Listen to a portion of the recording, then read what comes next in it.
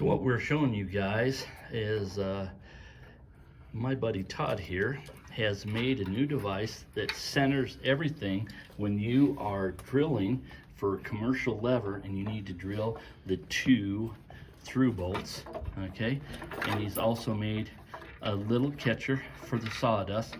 Doesn't get all of it, but it gets the big part of it, you will see.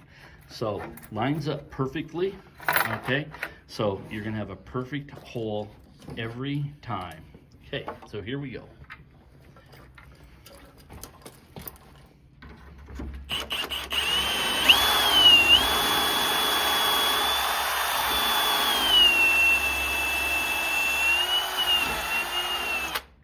One.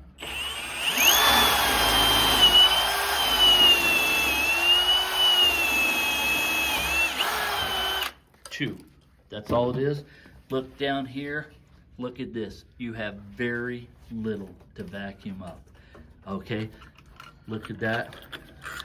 Most all of it's right there. So this is a job well done, and this is a great little perfect. A great little attachment for you locksmiths that he has put together.